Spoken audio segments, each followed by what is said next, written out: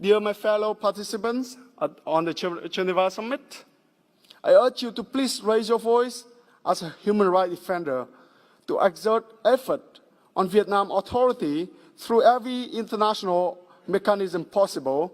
The United Nations Universal Periodic Review should bring up cases like this, so the Vietnamese government cannot lie anymore. They cannot persecute patriots and human rights defenders and still expect to be welcomed by the international community. Ladies and gentlemen, thank you for giving me this opportunity to share my story with you. My name is Nguyễn Trung Trọng Nghĩa. I'm a Vietnamese national, and I'm here to tell you the story of the religious leaders, human rights defenders, and the whole independent civil society of Vietnam. On the evening of February 27, 2017, which is last year, my father was abducted by a group of 8 men while trying to reach Concept Parish, where many victims of land grabbings needed his organization's help. This group of men took off his clothes, belongings in a car, covered his head, and repeatedly beating him up with iron bars while he was tied up. Eventually, after 3 hours of beating my father, they tossed him out in a cold, remote jungle to die. Naked, tied up, and broken. Fortunately, with the help of some local people, my father was able to escape. He survived, but the damage was internal and severe. 5 months after his abduction, he has a broken knees and trouble heavy breathing.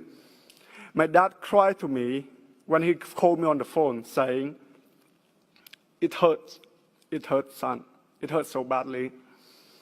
In fact, his health was in such a poor condition that he felt like he was going to die soon.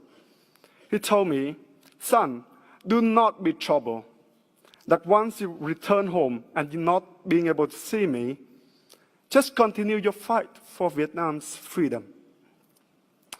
These are the few last words I ever heard from my dad before he was arrested again on July the 30th, 2017, on the charges of attempting to overthrow the state. And it was just 5 months after his abduction. Please save my father, who exhausted his mind and body for the cause of freedom and democracy.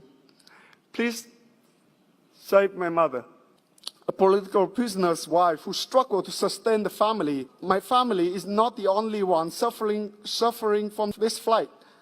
There are hundreds of other families like us in Vietnam who need your help. Within the Brotherhood for Democracy alone, at least 13 people are arbitrarily detained, including Nguyễn Văn Đài, Phạm Văn Choi, and Trương Minh Đức. Other peaceful activists such as Nguyễn Văn Oai, Hoàng Đức Bình, and Nguyễn Văn Hóa has been unfairly sentenced to jail by a kangaroo court in Vietnam. Innocent children are deprived of their parents. Elderly parents are deprived of their children. Husbands and wives are separated for years. Breaking up the families and community has caused a huge injustice with a tremendous consequence for the society. At this summit, I see men and women with great courage and relentless compassion. And I pray that all of you may never get tired of fighting. Because this fight for human rights is a good fight. May the values of liberty shine up upon the world in this troubling moment. And this is a very moment for us who are human beings to stand up and say, time is up. The authorities' lies and abuses have to stop.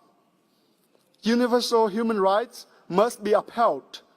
Dedicated men and women who stand up for this valuable and honorable principle deserve to be protected.